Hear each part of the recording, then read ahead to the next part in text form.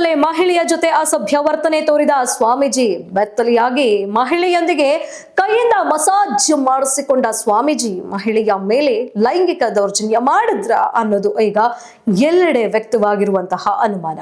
ಸರಸ್ವತಿ ಸ್ವಾಮೀಜಿ ಧಾರವಾಡ ತಾಲೂಕಿನ ಕವಲಗೆರೆ ಗ್ರಾಮದಲ್ಲಿರುವ ಶಿವಾನಂದ ಮಠದ ಸ್ವಾಮೀಜಿಯಾಗಿದ್ದು, ಮಹಿಳೆಯ ಜೊತೆ ಬೆತ್ತಲಿಯಾಗಿ ಸ್ನಾನ ಮಾಡಿಸಿಕೊಂಡು ಮೈಯೆಲ್ಲ ಮಸಾಜ್ ಮಾಡಿಸಿಕೊಂಡ ಸರಸ್ವತಿ ಸ್ವಾಮೀಜಿ ಮಠದ ಆವರಣದಲ್ಲಿ ಬೆತ್ತಲಿಯಾಗಿ ಸ್ವಾಮೀಜಿಯ ವಿಡಿಯೋವನ್ನ ನೋಡಿ ಗ್ರಾಮಸ್ಥರು ವಿರೋಧವನ್ನ ವ್ಯಕ್ತಪಡಿಸಿದ್ದಾರೆ. ಇನ್ನು ಈ ಸ್ವಾಮೀಜಿಗೆ ಮಸಾಜ್ ಮಾಡುವ ವಿಡಿಯೋ ಚಿತ್ರೀಕರಣ ಮಾಡಿದ ಯುವಕರ ಗ್ಯಾಂಗ್ ವಿಡಿಯೋ ಇಟ್ಟುಕೊಂಡು ಸ್ವಾಮೀಜಿಗೆ 20 ಲಕ್ಷ ಬೇಡಿಕೆಯನ್ನ ಇಟ್ಟಿದ್ರಂತೆ.